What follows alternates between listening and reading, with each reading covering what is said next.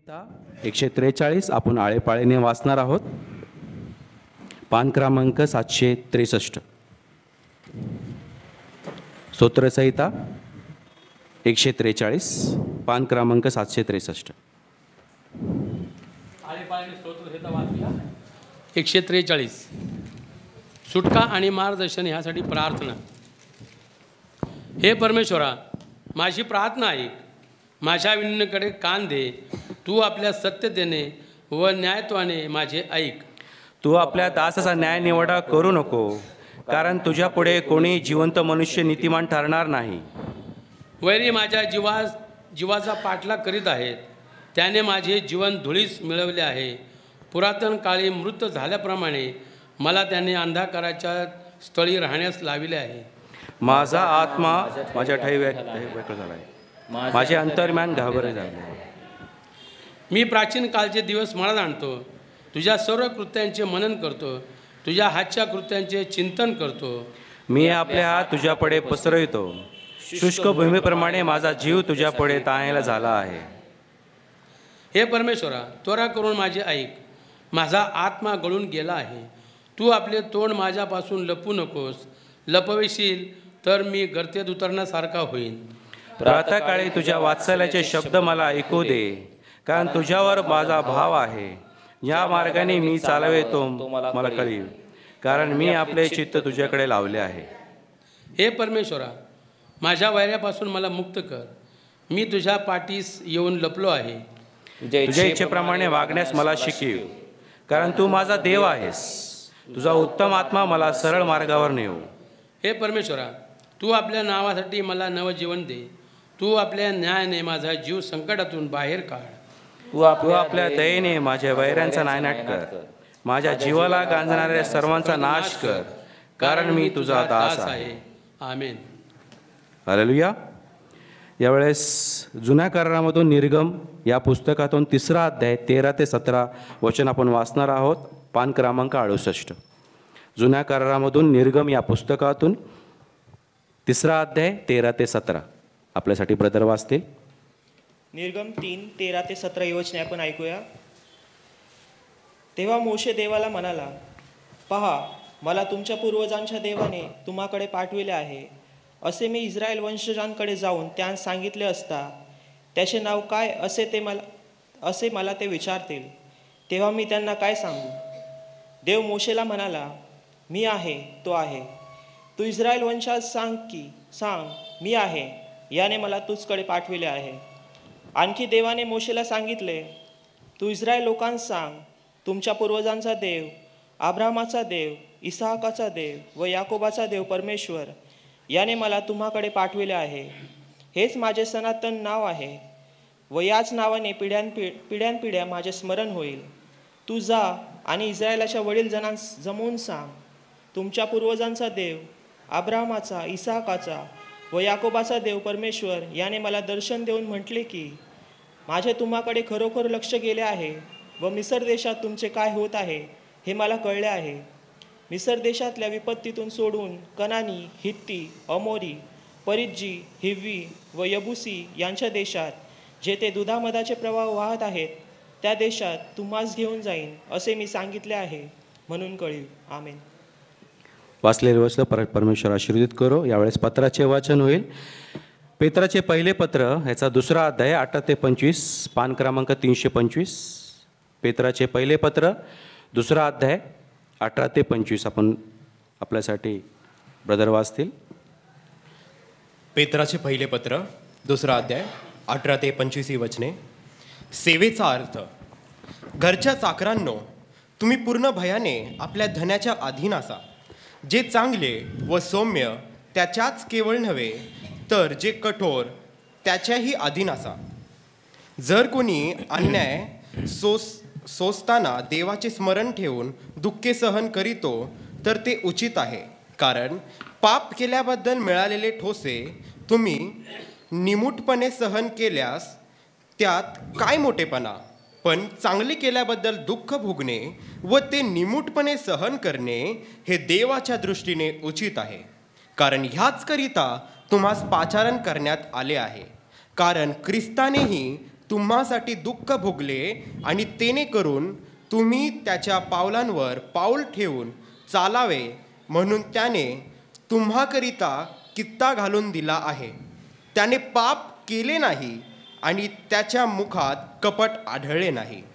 त्याची निंदा होत असता त्याने उलट निंदा केली नाही. दुःख भोगीत असता त्याने धमकाविले नाही, तर यथार्थ न्याय करण्याकडे स्वतःला सोपवून दिले. त्याने स्वतः तुमची आमची पापे स्वदेही वाहून खांबावर नेली, याच्यासाठी की आपण पापाला मेलेले होऊन सदाचरणासाठी जगावे. त्याला बसलेल्या मारांनी तुम्ही निरोगी झाला आहात, कारण तुम्ही मेंढरांसारखे भटकत होता, परंतु आता तुमच्या जीवाचा मेंढपाळ व सनरक्षक याच्याकडे तुम्ही परत फिरला आहात. परमेश्वर करो वाचन वचन आशीर्वादित हो. आमेन. हालेलुया. यावेळेस आपण उठून उभं राहूया. शुभवर्तमानाचे वाचन होईल. आजच्यासाठी नेमलेलं शुभवर्तमान योहानकृत शुभवर्तमान याचा 10वा अध्याय आणि 7व्या वचनापासून शुभवर्तमानास आरंभ होतो. हे येशू कृपा तू देई सुवार्ता ऐकाया विचारे शब्दे कर्मेहि ती सदा पाळाया. म्हणून येशू त्यांना पुन्हा म्हणाला, मी तुम्हाला खचित खचित सांगतो की मी मेंढरांचे दार आहे. जे माझ्यापूर्वी आले ते सर्व चोर व लुटारू आहेत, त्यांचे मेंढरांनी ऐकले नाही. मी दार आहे. माझ्याद्वारे कोणी आत जाईल तर त्याला तारण प्राप्ती होईल. तो आत येईल व बाहेर जाईल आणि त्याला खावायस मिळेल. चोर येतो तो केवळ चोरी, घात व नाश करावायस येतो. मी तर त्यांना जीवनप्राप्ती व्हावी व ती विपुलपणे व्हावी म्हणून आलो आहे. मीच उत्तम मेंढपाळ आहे. उत्तम मेंढपाळ मेंढराकरता आपला प्राण देतो. जो मेंढपाळ नाही तर मोलकरीच आहे. ज्यांची स्वतःची मेंढरे नाहीत तो लांडग्यांना येत असलेले पाहून मेंढरे सोडून पळून जातो आणि लांडगा त्यांच्यावर झडप घालून त्यांची दानदान करीतो. मोलकरी पळून जातो कारण तो मोलकरीच आहे आणि त्याला मेंढरांची काळजी नाही. मी उत्तम मेंढपाळ आहे. जसा पिता मला ओळखतो व मी पित्याला ओळखतो, तसे जे माझे आहेत त्यांना मी ओळखतो व जे माझे आहेत ते मला ओळखतात आणि मेंढरांसाठी मी आपला प्राण देतो. हे ख्रिस्ताचं शुभवर्तमान आहे. देवाला स्तुती असो. हालेलुया. मंडळींनी खाली बसावे. यावेळेस आपण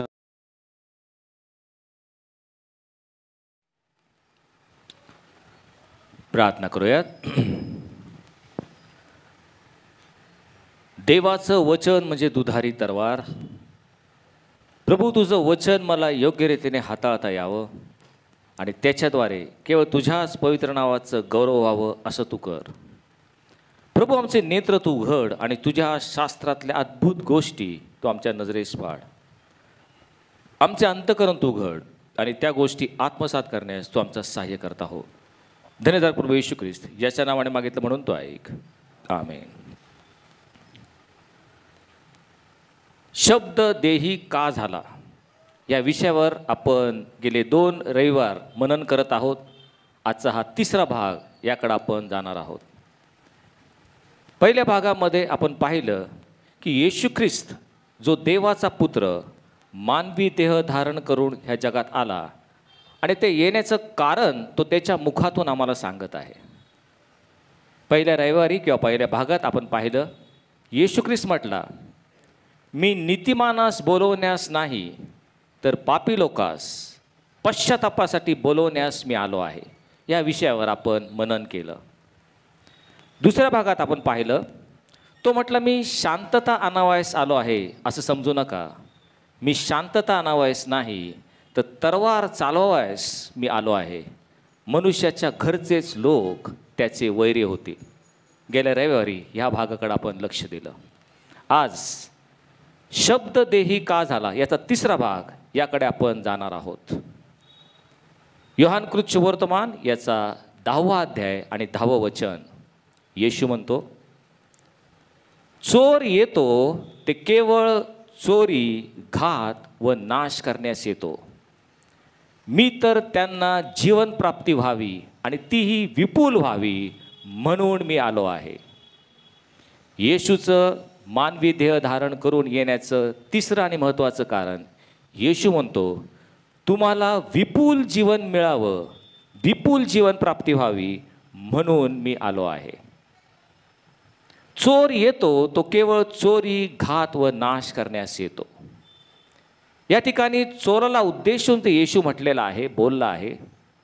तो चोर म्हणजे ज्याला आपण दुष्ट म्हणतो, ज्याला दियाबल म्हणतो, सैतान जो ज्याला आहे त्याच्याविषयी येशू म्हणतो की तो चोर चोरी, घात व नाश करण्यास आला आहे. हा सैतान जो देवाचा 1 नंबरचा हाडवैरी आहे, तो सैतान येतो आणि विश्वासणाऱ्यांकडून चोरून घेतो. तो चोरी करण्यास आला आहे. तुमच्या जीवनातून काही घेण्यासाठी हा चोर येत असतो. पण येशू म्हणतो मी घेण्यासाठी नाही, मी देण्यासाठी आलो आहे. तुम्हाला जीवन आणि केवळ जीवन नाही तर विपुल जीवन देण्यासाठी, एक आशीर्वादित जीवन देण्यासाठी मी आलो आहे, असं प्रभू येशू ख्रिस्त आम्हाला यावेळेस सांगत आहे. येशू आला कशासाठी? तुम्हाला विपुल जीवन मिळावे म्हणून तो आला आहे. जीवन आणि विपुल जीवन यामध्ये काय फरक आहे? कारण येशू म्हटलेलं आहे केवळ जीवन नाही तर विपुल जीवन देण्यासाठी मी आलो आहे. एखाद्या हॉस्पिटलमध्ये ICU किंवा अतिदक्षता विभाग याच्यामध्ये ॲडमिट झालेला एखादा पेशंट, त्याच्याकडे थोडंसं लक्ष द्या. हा पेशंट अत्यावस्था आहे, मरणपंथास टेकलेला आहे, त्याला श्वास घेता येत नाही म्हणून ऑक्सिजन दिला जात आहे, बेशुद्ध आहे आणि म्हणून सलाईन चालू आहे, सलाईनमधून इंजेक्शन औषधं चालू आहेत, नाकातोंडामध्ये नळ्या आहेत आणि अत्यावस्था असा आहे. डॉक्टरला विचारलं पेशंट कसा आहे? डॉक्टर म्हणतात फार गंभीर परिस्थिती आहे, सिरियस आहे. पेशंट मृत झाला आहे का, मेला आहे का? नाही, पेशंट जिवंत आहे. पेशंट जिवंत आहे परंतु अत्यावस्था, सिरियस आहे, बेशुद्ध आहे, परावलंबी आहे, त्याचं त्याला काहीच करता येत नाही. असा एक पेशंट जीवन तर जगत आहे परंतु अशा कंडिशनमध्ये, अशा अवस्थेत ICUमध्ये ॲडमिट आहे. दुसरा एक व्यक्ती तुम्ही पहा, तो व्यक्ती म्हणजे फुटबॉलच्या मैदानावर खेळणारा एक फुटबॉलपटू. लवकरच फुटबॉलची मॅच होणार आहे आणि ह्या फुटबॉलपटूकडं पाहिलं तर स्फूर्तीने, कर्तृत्वाने, आवेशाने भरलेला, ऊर्जेने ओतप्रोत भरलेला हा फुटबॉलपटू, ज्याच्याकडं चैतन्य आहे, कर्तृत्व आहे, धडाडी आहे, काहीतरी करून दाखवण्याची जिद्द त्याच्याकडं आहे. दोघं व्यक्ती जीवन जगत आहेत पण कोणत्या परिस्थितीत जीवन जगत आहेत पहा. हा ICUमध्ये ॲडमिट असलेला पेशंट जीवन आहे पण विपुल जीवन नाही, जगायचं म्हणून जगत आहे. आणि हा फुटबॉलपटू एक विपुल जीवन, ऊर्जेने भरलेलं, स्फूर्तीने भरलेलं, उत्तेजन त्याच्याकडं आहे, कर्तृत्व आणि धडाडी आहे. 2 प्रकारचे चित्र आम्हाला दिसत आहेत. ख्रिस्ती विश्वासणाऱ्यांच्या आत्मिक जीवनामध्ये हेच 2 चित्र आपल्या डोळ्यासमोर ठेवूयात. अनेक ख्रिस्ती विश्वासणारे जीवन जगतात पण कशा प्रकारे? त्या ॲडमिट असलेल्या ICUमधल्या पेशंटसारखं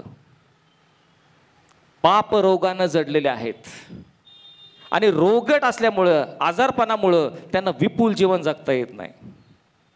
वर्षानुवर्ष त्याच पापामध्ये अडकलेले, पापाच्या दलदलीत फसलेले, पाप रोगाने ग्रस्त असलेले असे अनेक ख्रिस्ती विश्वासणारे जीवन जगत आहेत. पापातून मुक्तता नाही, विपुल जीवन नाही, आशीर्वादित जीवन जगत नाहीत. येशू म्हणतो मी तुम्हाला विपुल जीवन देण्यासाठी आलेलो आहे. ही अशी त्याची स्वार्थ आहे. ख्रिस्त जन्मदिन 3 दिवसावर आलेला असताना लक्षात ठेवूयात येशूच्या मुखातले शब्द, मी आलोय कशासाठी आलोय? नुसतं जीवन देण्यासाठी नाही, तुम्हाला विपुल जीवन देण्यासाठी आलेलो आहे. त्या आजारी मनुष्यासारखं पाप रोगाने तुम्ही ग्रस्त असावं अशी माझी इच्छा नाही. एखादा व्यक्ती समजा त्याची किडनी फेल झालेली आहे आणि मग किडनी फेल झालेली असताना दर महिन्या 2 महिन्याला त्याला जावं लागतं हॉस्पिटलमध्ये, ॲडमिट व्हायचं, डायलिसिस करायचं, पुन्हा येऊन जीवन जगायचं.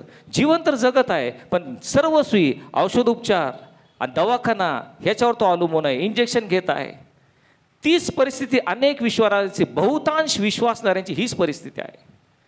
ख्रिस्ती जीवन तर जगतात, पण वारंवार पापांमध्ये गुरफटलेले, सैतानाच्या दास्यामध्ये, पापाने, आचाराने, विचाराने, उच्चाराने पापग्रस्त झालेले असे जीवन जगत आहेत.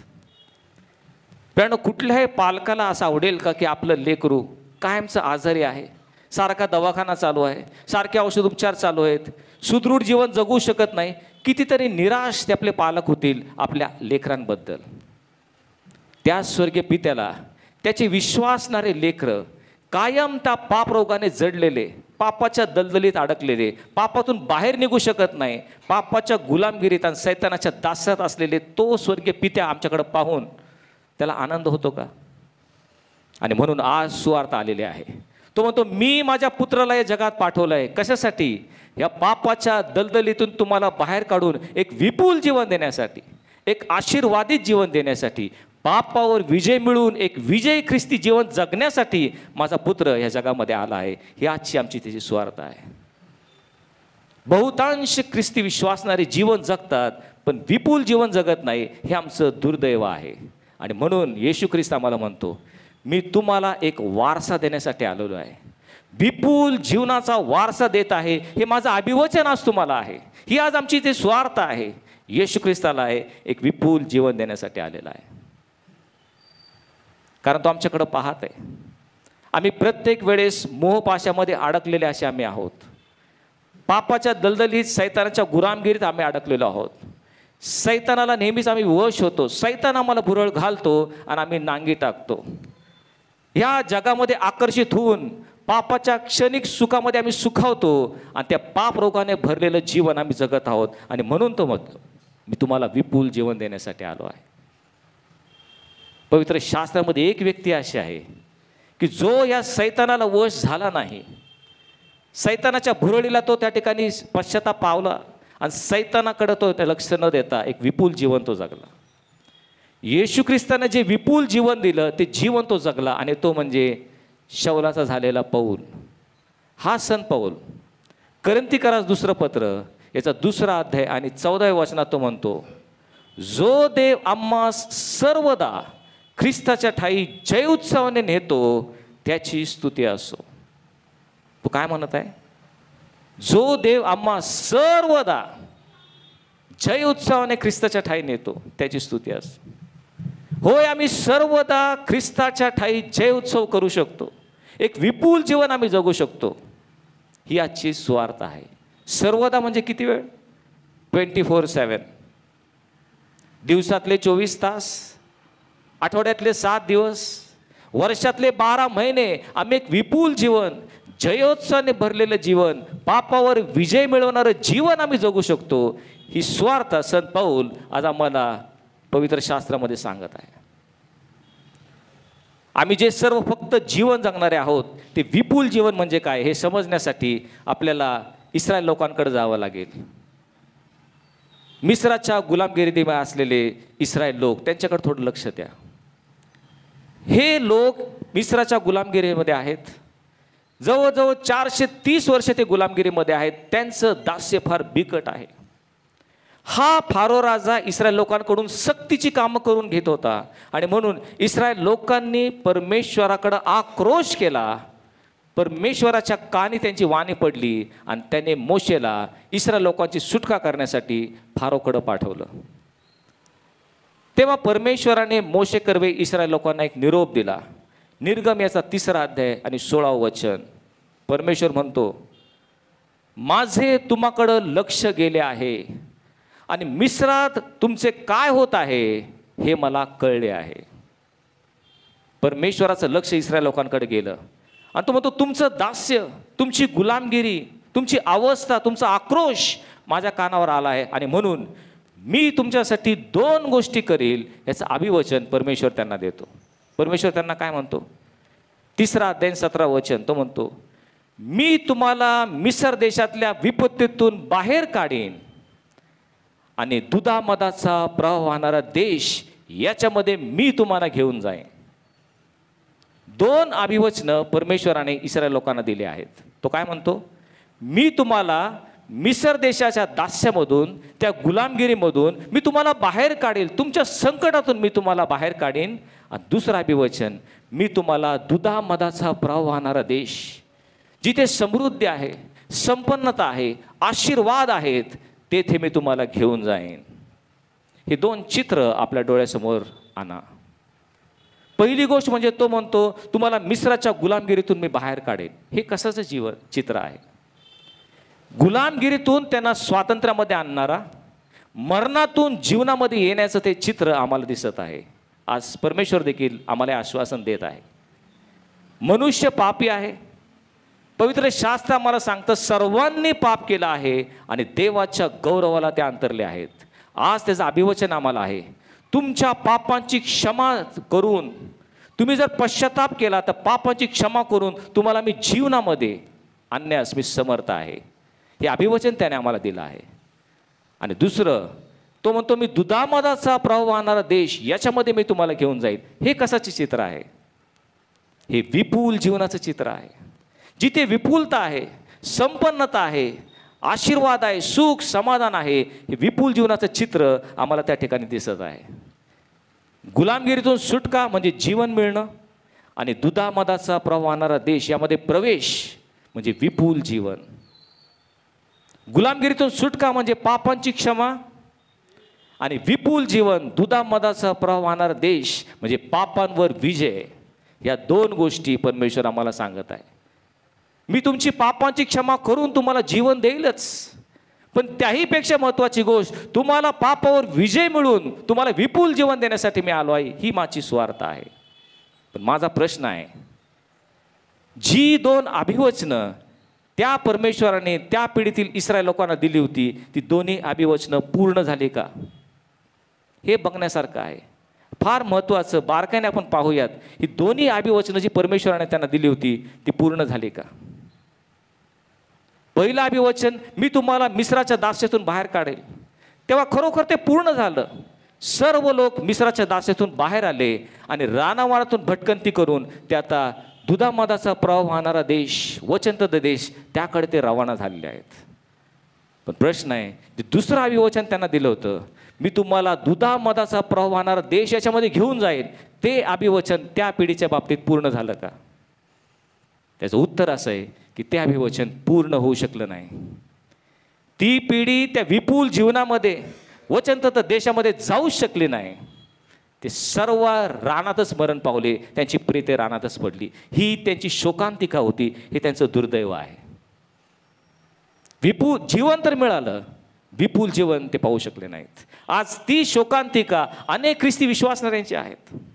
जीवन तर जगत आहेत, ख्रिस्ती विश्वासणारं जीवन जगतात, कारण ख्रिस्ती कुटुंबामध्ये जन्माला आले, लहानपणीच येशूची ओळख झाली, ह्या उपासनेमध्ये येशूच्या अनेक गोष्टी कळाल्या, म्हणून जीवन तर जगत आहेत. पण जे विपुल जीवन आहे, पापावर विजय मिळवणारं, सैतानाच्या दास्यातून बाहेर येऊन, पापाच्या गुलामगिरीतून सोडून पापावर विजय मिळवणारं विपुल जीवन बरेचसे लोक जगत नाहीत. किती लोक असं विपुल जीवन जगू शकत नाहीत? थोडीशी आकडेवारी जर आपण पाहिली तर त्या इस्रायल लोकांकडे पुन्हा जाऊयात. किती लोक त्या मिस्राच्या गुलामगिरीतून बाहेर आले? आपल्याला माहिती आहे का काय आकडेवारी असेल साधारण? ज्यावेळेस ते बाहेर आले आणि त्यांची गणना केली, त्यांची मोजणी केली, त्यावेळेस मोजण्याची एक पद्धत होती. 21 वर्षापुढील जे पुरुष आहेत, जे योद्धे आहेत, सैनिक आहेत, त्यांची मोजदात होत असेल.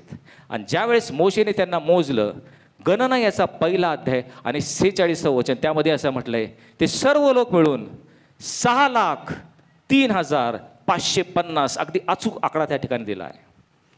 6,03,550 लोक हे मरणातून जीवनाकडे आले, गुलामगिरीतून स्वातंत्र्यामध्ये आले, त्यांची फारोच्या गुलामगिरीतून सुटका झाली. किती लोक? 6,03,550 लोक. माझा दुसरा प्रश्न आहे, हे 6,03,550 लोकांपैकी किती जण वचनदत्त देशात गेले? किती जण दुधामधाचा प्रवाह वाहणारा देशामध्ये गेले? जीवनातून विपुल जीवनामध्ये किती जण गेले? याचं उत्तर आहे फक्त 2. फक्त 2 जण ते विपुल जीवन पाहू शकले. दुधामधाचा प्रवाह वाहणारा देश याच्यामध्ये यहोशुवा आणि काले फक्त 2 जण जाऊ शकले. आणि हीच आज ख्रिस्ती समाजाची आणि ख्रिस्ती मंडळीची शोकांतिका आहे. जीवन तर पुष्कळ जण जगतात, पण विपुल जीवन, देवाला संतुष्ट करणारं जीवन, देवाने आशीर्वादित केलेलं जीवन, पापाच्या दुर्लभतेतून बाहेर पडून पापावर विजय मिळवणारं जीवन जगणारे फार कमी लोक आहेत. येशू म्हणतो, मी तुम्हाला जीवन नाही विपुल जीवन देण्यासाठी आलोय. ही आजची आमची स्वार्थ आहे. त्यांच्या बाबतीत देवाचं अभिवचन पूर्ण होऊ शकलं नाही. प्रियानो, सर्वसमर्थ देव परमेश्वर अभिवचन देतो, पण ते पूर्ण होऊ शकत नाही. असं होणं शक्य आहे का? त्याचं उत्तर आहे होय, ते शक्य आहे. कारण त्याचं अभिवचन पूर्ण करण्यासाठी त्याला आम्हा विश्वासनाची देखील मदत हवी आहे. त्याच्याशिवाय त्याचं अभिवचन पूर्ण होऊ शकत नाही. येशू ख्रिस्ताने अनेक चमत्कार केले, पण त्यापूर्वी त्यांना माणसाची मदत घ्यावी लागली. जे शक्य ते माणसांना सांगून जे अशक्य ते त्याने केलं. उदाहरणार्थ, पाण्याचा द्राक्षरस. कानागावी लग्नामध्ये त्याने पाण्याचा द्राक्षरस केला, पण त्यापूर्वी तर लोकांना त्याने काय सांगितलं? रांजण पाण्याने भरा.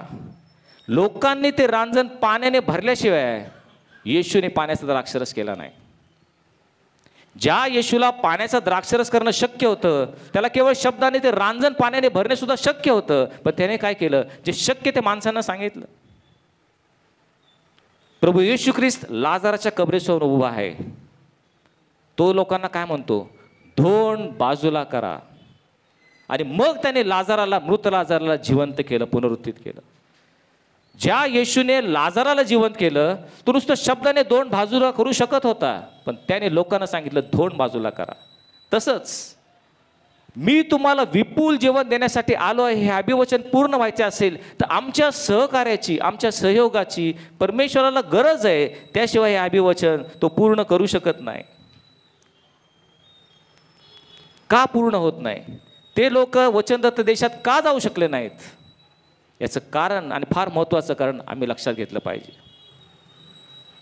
देवाने तुम्हाला देव केलेलं सर्वच तुम्हाला मिळतं असं नाही. फार लक्ष द्या, मी जे काय सांगतोय ते फार महत्त्वाचं आहे. देवाने जे अभिवचन तुम्हाला दिलेले आहेत, पवित्र शास्त्रामध्ये जे जे काय अभिवचन दिले ते सर्वच तुम्हाला मिळतात असं नाही.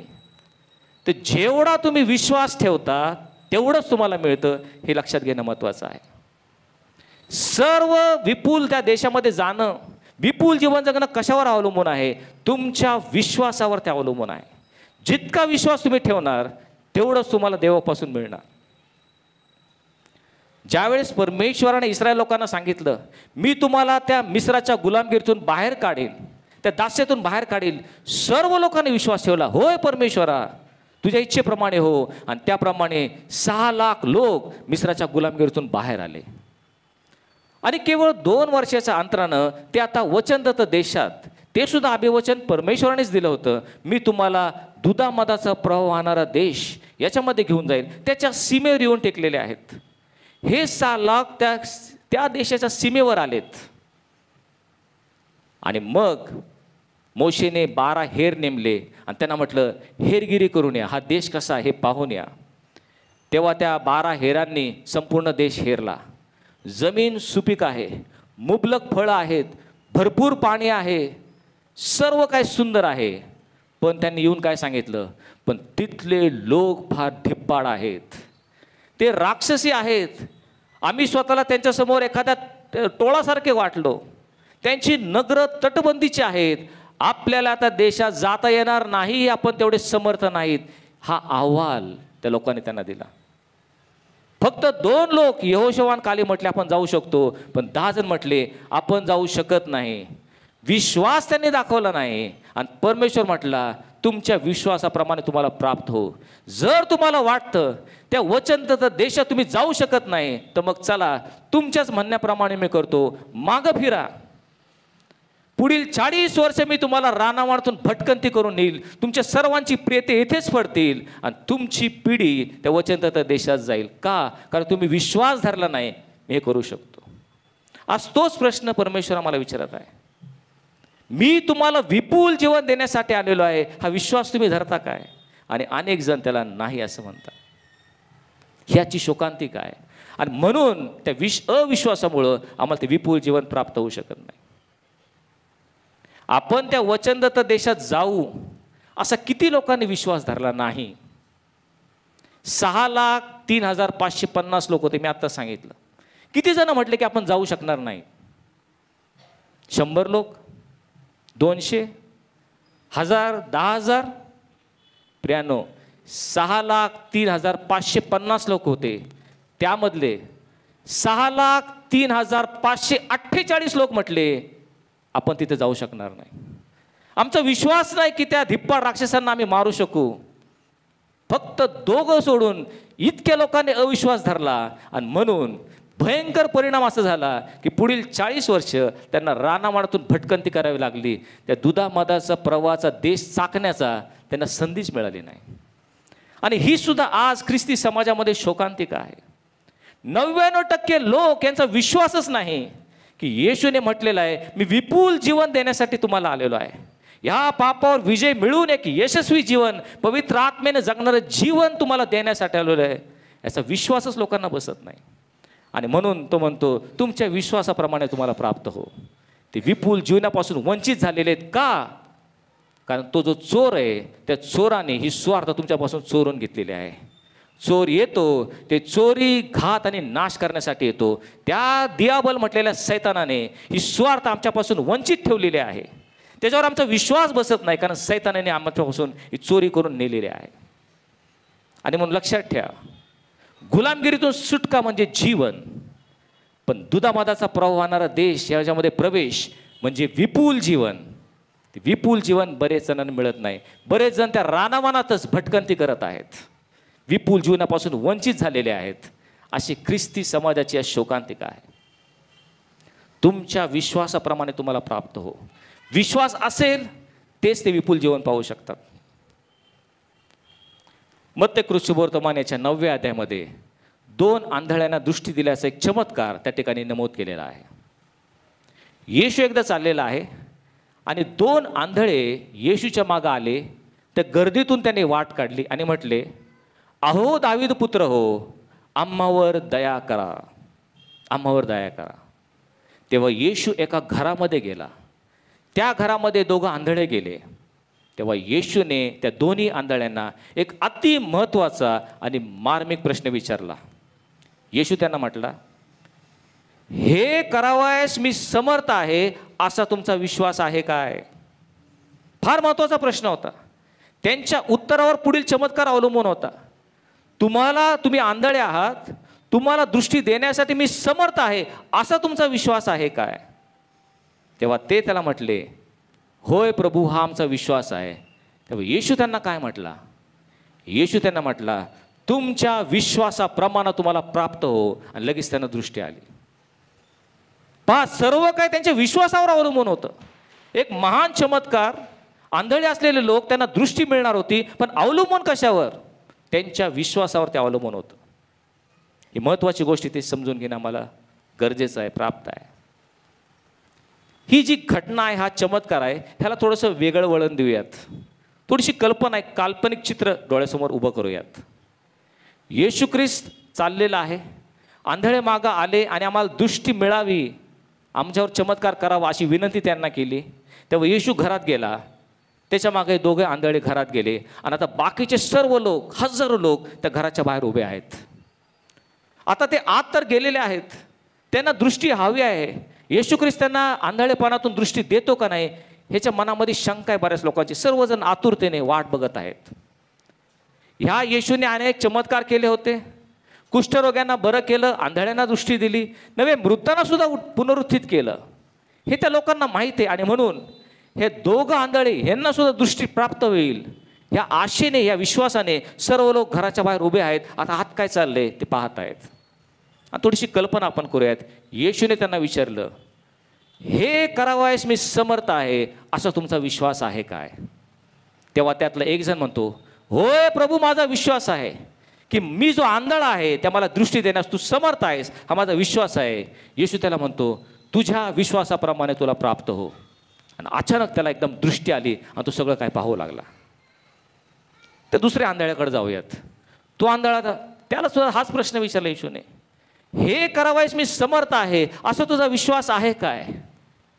तो थोडासा साशंक होतो, थोडासा डोक्याला हात लावतो, म्हणतो प्रभू कदाचित असेल, तू करू शकशील असं मला वाटतं, मला असा विश्वास आहे की एक डोळा तू माझा नक्की बरे करू शकशील. येशू त्याला काय म्हणतो माहिती आहे का? तुझ्या विश्वासाप्रमाणे तुला प्राप्त हो. आणि त्याला एकच डोळ्याने दृष्टी, दुसऱ्याने पाहू शकत नाही, एकच डोळ्याला दृष्टी आली का? येशूने त्याला म्हटलं तुझ्या विश्वासाप्रमाणे तुला प्राप्त हो. एकच डोळा बरा करेल विश्वास धरला, तेवढंच त्याला मिळालं. आणि दोघं जण बाहेर आले आणि मग लोक त्यांच्याकडे पाहू लागले, अरे दोघं आंधळे होते, दोघांना दृष्टी हवी होती, दोघांना डोळस पाहायचं होतं, पण त्यातला एकाला दिसतं आणि एकाला एकच डोळ्याने का दिसतं? तू तर येशूचा आवडता आहेस का? येशू तुझ्यावर अधिक प्रीती करतो म्हणून तुला दोन डोळे दिसू लागलं आणि ह्याला एकच, असं आहे का? येशूकडं पक्षपात नाही, येशू कोणाचाही पक्षपात करत नाही. पण प्रश्न असा आहे, तुमचा विश्वास किती आहे? एकाने जेवढा विश्वास धरला तेवढंच त्याला प्राप्त झालं, एकाने भरपूर विश्वास धरला आणि त्याला तेवढं प्राप्त झालं. हीच आज ख्रिस्ती समाजाची शोकांतिका आहे. जेवढा विश्वास तुम्हाला मिळणार तेवढंच तुम्हाला प्राप्त होणार.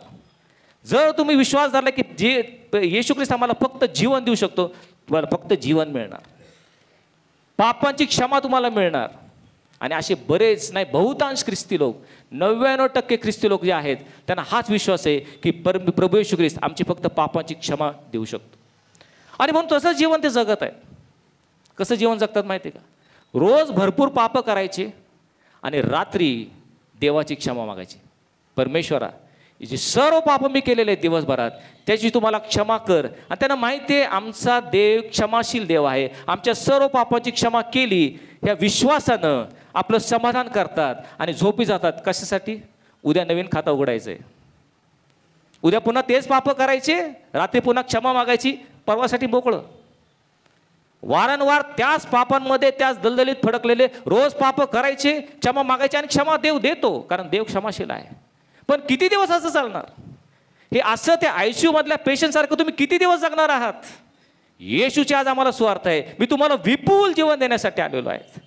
प्रत्येक वेळेस पाप का करता? पापावर विजय मिळवण्यासाठी, अशुद्ध अमंगळ विचार ह्याच्यावर विजय मिळवण्यासाठी, दुष्ट मनोवृत्ती, राग आणि द्वेष याच्यावर विजय मिळवण्यासाठी, एक विजयशाली जीवन, निष्पाप जीवन देण्यासाठी मी तुम्हाला आलेलो आहे. हा तुमचा विश्वास आहे का?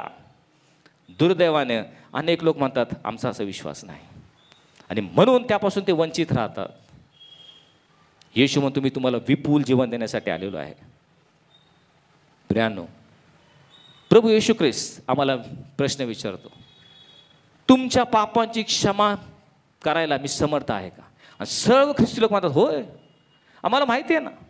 योहान त्याच्या पत्रामध्ये म्हणतो येशूचं रक्त तुमच्या सर्व पापांची क्षमा करतं, आमचा विश्वास आहे आणि म्हणून सर्वांना पापाची क्षमा मिळते. म्हणजे काय? तुमचा एक डोळा उघडला जातो त्या आंधळ्यासारखा. आमचा सर्वांचा विश्वास आहे. 100% ख्रिस्ती लोक म्हणतात आम्हाला पापाची क्षमा मिळते आणि त्याप्रमाणे ते क्षमा मागतात. परंतु प्रश्न असा आहे, दुसरं विपुल जीवन आम्ही जगणार आहोत का? तुम्हाला जो काय विश्वास आहे एक डोळ्याने तुम्हाला दिसतं, परंतु जे बाकीचे लोक आहेत, अंधकारातले लोक आहेत, त्यांना तेवढा सुद्धा विश्वास नाही. अंधकारातले लोक दोन्ही डोळ्याने आंधळे आहेत. दुसरं करीन त्याचा 4 अध्याय 4 वचन, त्यामध्ये असं म्हटलंय, विश्वास न ठेवण्याची मने या युगाच्या दैवतांनी आंधळी केलेली आहेत आणि म्हणून देवाची प्रतिमा जो ख्रिस्त याच्या तेजाच्या सुवार्थेचा प्रकाश त्यांच्यावर प्रकाशत नाही. ख्रिस्ती लोक तरी एका डोळ्याने डोळस आहेत, पापाची क्षमा त्यांना मिळालेली आहेत, पण अवतीभोवती जे अंधकारातले लोक आहेत ते पूर्णपणे आंधळे झालेले आहेत. कारण या ठिकाणी 2 करीन 4:4 मध्ये स्पष्ट म्हटलेलं आहे, हा जो युगाचा दैवत आहे, सैतान आहे, यांनी विश्वास न ठेवणाऱ्या लोकांची मने आंधळी केलेली आहेत आणि म्हणून देवाची प्रतिमा जो ख्रिस्त तेजाच्या स्वार्थेचा प्रकाश त्यांच्यावर प्रकाशत नाही. बाकी सर्व जगातले लोक दोन्ही डोळ्याने आंधळे आहेत. बरेचसे ख्रिस्ती लोक एकाच डोळ्याने आंधळे आहेत, त्यांना माहिती आहे पापाची क्षमा मिळते. पण प्रश्न असा आहे, येशू म्हणतो या पापावर विजय मिळवण्यास मी समर्थ आहे, हे तुमचा विश्वास आहे का? आणि म्हणतात नाही प्रभू, आम्हाला नाही वाटत. येशूने काय प्रश्न विचारला फार महत्त्वाचा आहे. मी तुम्हावर पापावर विजय मिळवून देईल, हा तुमचा विश्वास आहे का? तो असं म्हणत नाही तुम्ही तुमच्या पापावर विजय मिळवाल नका. त्या आंधळ्याने तो असं म्हटलं नाही तुम्ही तुमचे डोळे नीट उघडून तुम्हाला दृष्टी प्राप्त होईल, असा तुमचा विश्वास आहे का? असं नाही म्हटलं तो. मी हे करावयास समर्थ आहे का, हा तुमचा विश्वास आहे का, हा तो म्हटलं. आम्हाला पापावर विजय मिळवून देण्यासाठी परमेश्वर आम्हाला मदत करणार आहे. येशू ख्रिस्ताने आपला पवित्र आत्मा आमच्यासाठी दिलेला आहे, त्याच्या सामर्थ्याने आम्ही पापावर विजय मिळवणार. पण हा तुमचा विश्वास आहे का, हे तो त्या ठिकाणी विचारत आहे. आणि आम्ही बरेचदा त्याप्रमाणे नाही असं म्हणतो. रोम 6:14 मध्ये स्पष्ट म्हटलेलं आहे, तुम्ही नियमशास्त्राच्या अधीन नाही तर कृपेच्या अधीन आहात, म्हणून पाप तुमच्यावर सत्ता चालवणार नाही. येशू ख्रिस्त म्हणतो ह्या वचनावर तुझा विश्वास आहे का? तुम्ही कृपेच्या अधीन आहात, देवाने तुम्हाला कृपा पुरवलेली आहे आणि ह्या कृपेच्या द्वारे पाप तुमच्यावर सत्ता चालवणार नाही. तुम्ही पापावर विजय मिळवू जीवन जगू शकता, पापावर विजय मिळवू शकता, हा तुमचा विश्वास आहे का? आणि आम्ही काय म्हणतो, नाही, असं होऊ शकत नाही. तुम्ही पापावर विजय मिळवू शकता का? आणि मग आम्ही थोडा विचार करू लागतो, प्रभू पण हे कसं शक्य आहे? म्हणजे तू असं म्हणतोस की इतर लोकांनी, आमच्या बांधवांनी, आमच्या जवळच्या लोकांनी, आमच्या विरोधकांनी आमची निंदा केली, आमची नालस्ती केली, चार चौकामध्ये आमचा अपमान केला, आमची अवहेलना केली, आमच्यावर खोटे आरोप लादले, आम्हाला वाटेल तसे ते बोलले, आम्हाला दूषणे दिली, आमच्यावर दोष दिला, हे सगळं करून आम्ही शांत राहायचं? त्यांच्यावर रागवायचं सुद्धा नाही? त्यांच्या सर्व पापांची क्षमा करायची, अपराधांची क्षमा करायची, त्यांचे अपराध माफ करायचे? कसं शक्य आहे प्रभू? आम्ही काय वेडे आहो का? असं होऊ शकत नाही. येशू काय म्हणतो माहिती आहे का? तुझ्या विश्वासाप्रमाणे तुला प्राप्त हो. जर तुला वाटतं हे शक्य नाही, इतरांना क्षमा करणं, इतरांवर दया करणं, इतरांनी निंदा केली, नालासी केली तरी शांत राहणं, न रागवणं, हे जर तुला शक्य नाही असं वाटतं, तुझ्या विश्वासाप्रमाणे तुला हो. आणि म्हणून अनेक लोक नुसतं केवळ जीवन जगतात, विपुल जीवन त्यांना जगता येत नाही. केवळ एकाच डोळ्याने ते पाहत आहेत, दुसरा डोळाच नाही त्यांना. केवळ जीवन जगतात, विपुल जीवन जगत नाही. दास्यातून तर बाहेर आले, गुलामगिरीतून बाहेर आले, पण दुधामधाचा प्रवाह वाहणारा देश यामध्ये प्रवेश करू शकले नाहीत. ही आमची शोकांतिक आहे, आमचं दुर्दैव आहे. येशू ख्रिस्त म्हणतो तुझ्या भावाने 7च्या 70 वेळा जर तुझा अपराध केला, त्याला क्षमा करायची तुझी तयारी आहे का? आम्ही काय म्हणतो, कसं शक्य? 1 वेळा ठीक आहे, 2 वेळा ठीक आहे, 6-7 वेळा ठीक आहे, 7च्या 70 वेळा हे शक्य नाही प्रभू. हे कसं शक्य आहे? त्याने आपलं माझ्यावर अपराध करत राहायचा आणि मी क्षमा करत नाही राहायची, हे शक्य नाही. येशू म्हणतो तुझ्या विश्वासाप्रमाणे तुला प्राप्त हो. जर तुला शक्य वाटत नाही तर शक्य होणारच नाही. उभ्या आयुष्यात तुला शक्य होणार नाही का? तुझा विश्वासच नाही की मी तुला विपुल जीवन, पापावर विजय मिळवणारं जीवन देण्यास मी आलोय, हा तुझा विश्वास नाही. संत पौलाने फिलिप्पेकरास पत्र 2 अध्याय 14 वचनात तो म्हणतो जे काय तुम्ही कराल ते कुरकुर व वादविवाद न करता करा. येशू म्हणतो ह्या वचनावर तुझा विश्वास आहे का? ह्या वचनाप्रमाणे तू आपलं आचरण ठेवशील काय? कुठलीही गोष्ट कुरकुर किंवा वादविवाद न करता करा. तू म्हणताय कसं शक्य आहे? आम्ही ख्रिस्ती लोक आहोत आणि ख्रिस्ती लोक तर कुरकुर आणि वादविवाद केल्याशिवाय तर राहतच नाही. कुठेही तुम्ही जा, कुठल्याही मंडळीमध्ये जा, पूर्ण समाजामध्ये पहा, कुरकुर आणि वादविवाद आमचा जन्मसिद्ध हक्क आहे. येशू म्हणतो तुझ्या विश्वासाप्रमाणे तुला प्राप्त हो. पण त्यातले कालेब आणि यहोशुआसारखे 2 लोक असतात, ते म्हणतात नाही प्रभू, आमचा विश्वास आहे की तू आम्हाला विपुल जीवन देण्यासाठी आलेला आहे. कुरकुर आणि वादविवाद न करता आम्ही जीवन जगू शकतो. तुझा आत्मा तो आम्हाला दिलेला आहे, आत्म्याच्या सामर्थ्याने आम्ही पापावर विजय मिळू शकतो, आमचा विश्वास आहे. त्या दोघांना येशू म्हणतो तुमच्या विश्वासाप्रमाणे तुम्हाला प्राप्त हो.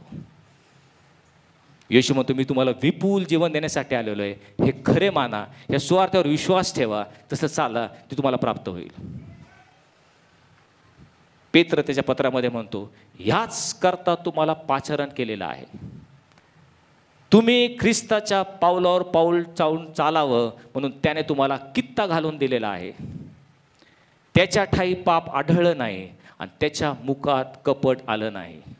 ह्या वचनावर तुझा विश्वास आहे का? येशू आज आम्हाला प्रश्न विचारत आहे. ह्याच करता तुम्हाला पाचारण केलेलं आहे. इथे बसणारे प्रत्येक ख्रिस्ती विश्वासणारे ह्याला पाचारण केलेले, बोलवलेले आहे. कशासाठी?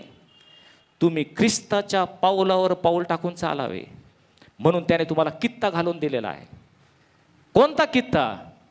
त्याने पाप केले नाही, त्याच्या मुखात कपट आढळलं नाही. येशू म्हणतो, ह्याच्यावर तुझा विश्वास आहे का? असं जीवन जगण्याची तुझी तयारी आहे का? आम्ही म्हणतो, कसं शक्य प्रभू? तो येशू ख्रिस्त कुठं, मी कुठं? तो इतका नम्र आणि लीन झाला, त्याच्यासारखं नम्र आणि लीन व्हायचं? त्याने शिष्यांचे पाय धुतले, इतका तो लीन झाला. जे त्याचा छळ करत होता त्यासाठी त्यांनी क्षमा मागितली, प्रार्थना केली त्यांच्यासाठी.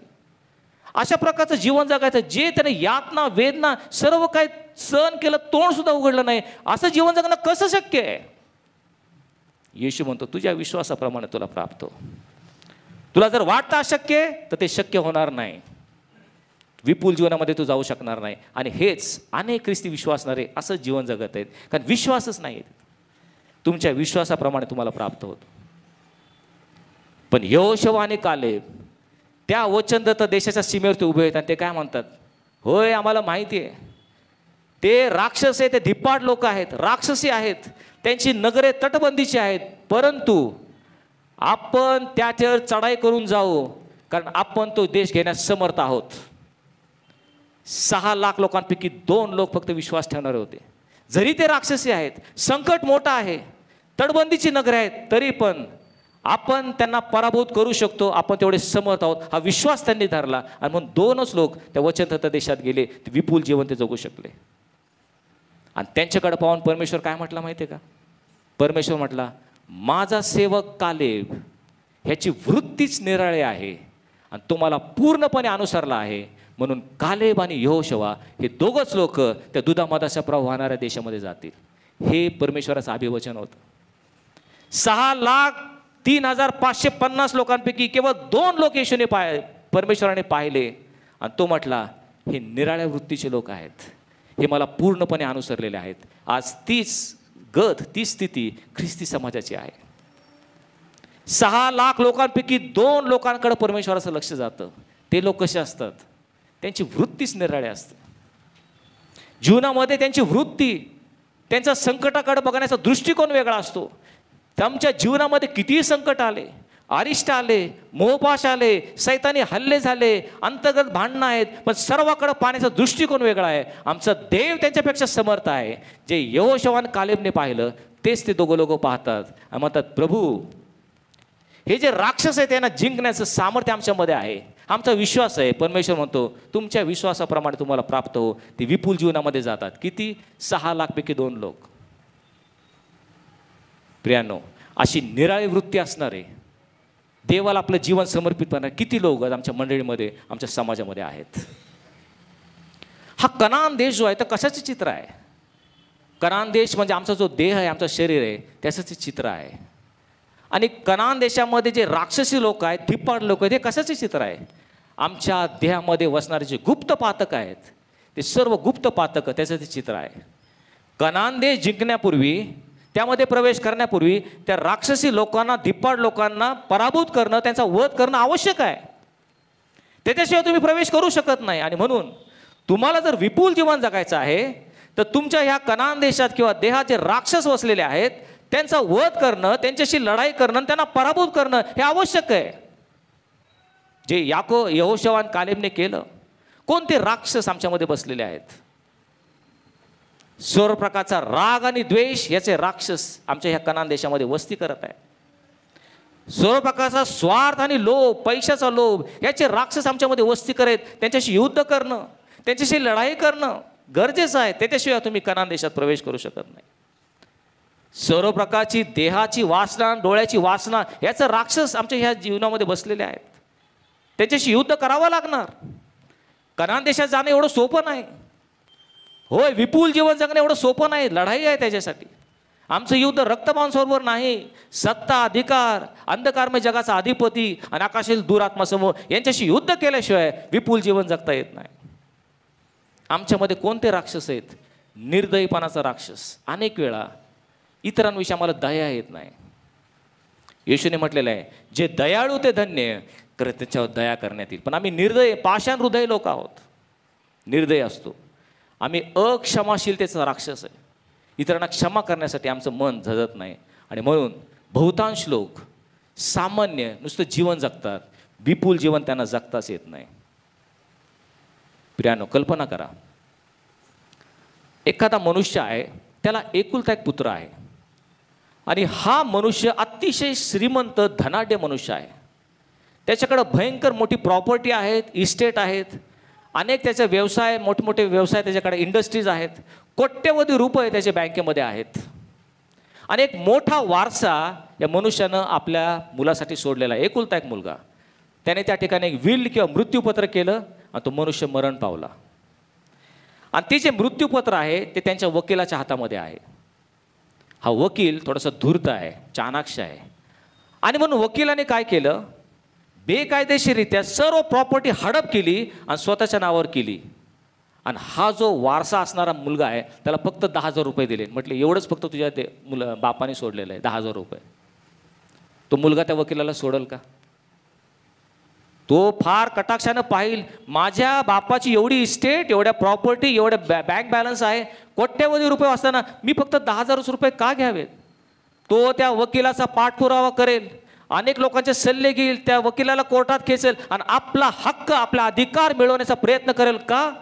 कारण आम्ही पैशाला महत्त्व देतो, पैसा महत्त्वाचा मानतो, म्हणून आम्ही दुसऱ्याला 10 रुपये सुद्धा सोडणार नाही. परंतु विपुल जीवन, दुधामधाचा प्रवाह वाहणारा देश, पापावर विजय मिळवणारं जीवन, कोट्यवधी रुपयापेक्षा कितीतरी महत्त्वाचं ते जीवन आहे, पण त्याविषयी आम्ही गाफील राहतो, निष्काळजी राहतो. का? त्याचं आम्हाला फारसं महत्त्व वाटत नाही. तो सैतान म्हटलेला जो मनुष्य आहे त्याने त्या धूर्त वकिलासारखं आमचा वारसा जो आहे, ख्रिस्ताने आम्हाला वारसा दिलेला आहे, तो आमच्याकडून चोरून नेलेला आहे. कारण चोर येतो तो चोरी, घात आणि नाश करण्यासाठी येतो. त्या सैतानाने तुमच्याकडून विपुल जीवन चोरून नेलेलं आहे, पण तुम्हाला त्याचं काहीच वाटत नाही. आपण त्याविषयी गाफील असतो, निष्काळजी असतो, दुर्लक्ष करतो.